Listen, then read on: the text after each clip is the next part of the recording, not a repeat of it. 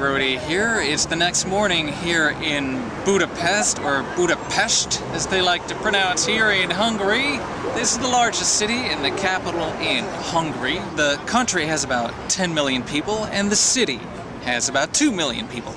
This, where we are, is one of the major areas of Budapest. It's called Hero Square. They built it in 1896 to honor the 1,000-year anniversary of the founding of Hungary. And so that was in 896 when the Hungarians found this land and claimed it as their own. And then in 1896 they built this Hero Square to honor the heroes that found their territory. And of course I discovered that there is oil underneath the square, so I'll be digging it up, putting up a few oil derricks. I'm hungry for profits. I'm always hungry for profits. So here in Hungary, I'll be drilling for oil in Hero Square, and I'm going to be their next hero. They'll put up a great big statue of me right in the middle here. It's going to go right in the middle where normally it's all open for the people to gather. But my statue will be about 100 feet tall. It'll be covered in oil most likely, but that's okay because I'll be making loads of money. If I'm getting all that oil, I'll lower the gas prices. So I will be a hero, and they'll tear down that stupid statue at the top and put me on there too. So there'll be two statues of yours truly.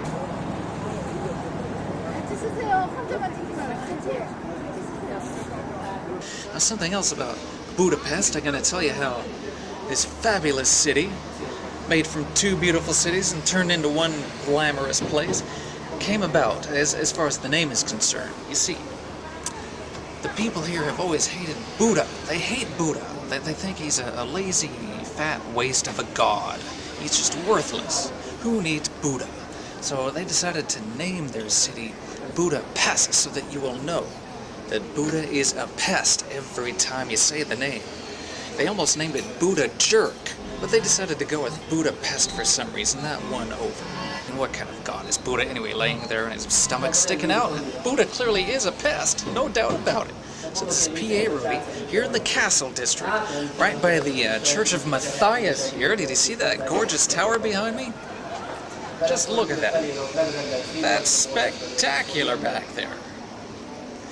That's the Church of Matthias, and it dates back 750 years, and this is Fisherman's Bastion over this direction, where you get a gorgeous view of the city, of the pest side, the flat side, on the other side of the Danube River. So there's your little geographical lesson about Budapest.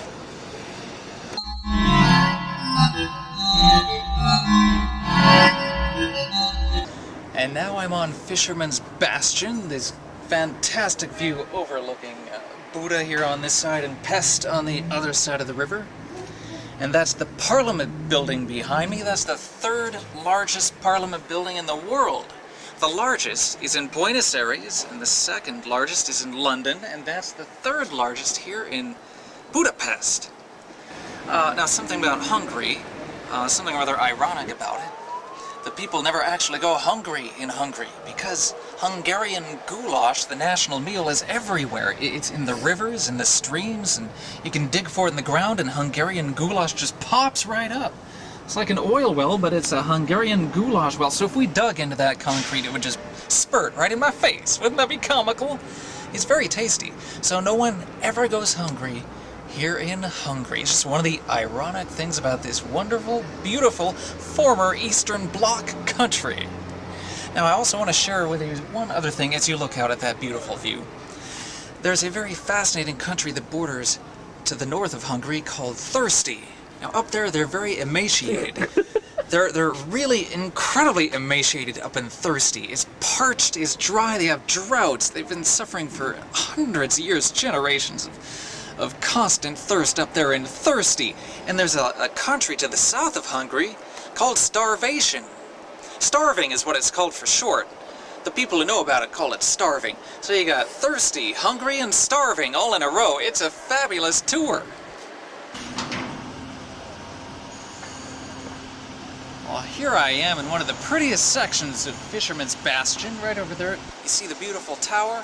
It's just gorgeous. But this is high up on a hillside, and I figure this is a safe spot for me to build a bunker, the P.A.RODY bunker. So I had my cement company from Detroit come on over here to dig down into the ground below the Hungarian goulash sections, and they're gonna put the most powerful bunker, 10 times stronger than Saddam Hussein's bunkers in Baghdad.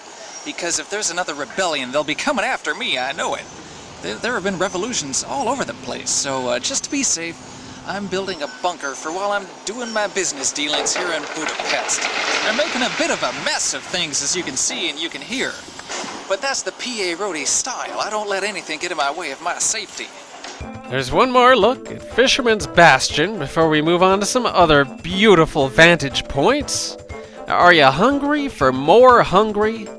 I thought so. Now, most of you might remember Hungary as being a former member of the Soviet Union. That's right, the Soviets had control over countries like Hungary and former Czechoslovakia. Now it's known as the Czech Republic and Slovakia. They had a peaceful divorce. But here in Hungary, it retained its identity. They were able to keep the country intact. And now it's one of the prettiest countries, and Budapest is one of the most beautiful cities you will ever see. You might even say that Budapest is Budaful. Get it?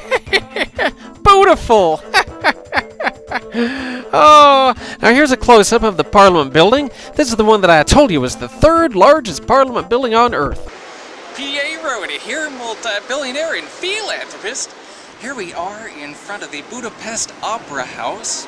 And this Sphinx here with the breasts, it's one of the creatures that they decided to display in the front to welcome all the people to listen to the beautiful music, the operas, the concerts of Budapest.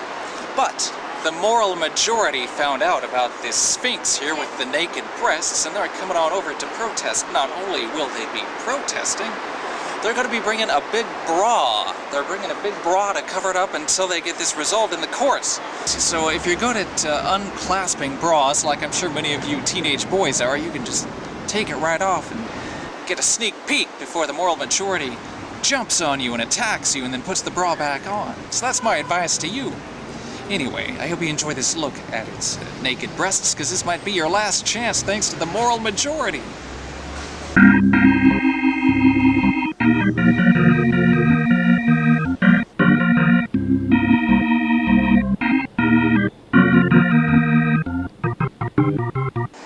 Well, now that you've seen some of the interior of St. Stephen's Church, you see how beautiful and ornate it is, and how filled with gold. Well, since I've got my bunker being built up there on the hillside, I'm going to be removing pretty much all the gold from this church for my bunker, because it kind of warms my heart when I look at all that beautiful shimmering gold. So my crews are going to have to go on in and basically tear down and demolish the cathedral to get that gold. It's the only way to do it. We tried to extract it in another fashion, but the cathedral has to come down.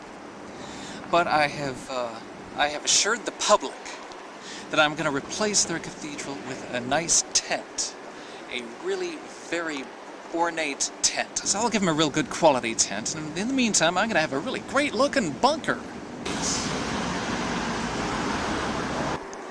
P.A.RODY here on top of the hill for the second night in a row. Now earlier in the show you saw some video from a hill overlooking the city, but this is the second night, and there's a big difference, because tonight my cameraman and I climbed this hill, and it's really more like a small mountain. We climbed a pretty darn long way, and it was all straight up. I just bounded on up here. My cameraman, on the other hand, had some problems. He's still having a hard time catching his breath. You might hear him breathing in and out a little too heavily, getting ready to faint, as a matter of fact. Okay, I gave him some smelling salts, and he seems to be coming back, too. It'll be a much easier trip for him, I assure you, on the way down. I can just roll him down, as a matter of fact, so that won't be any big deal at all. But I just wanted to show you the beautiful view overlooking Budapest.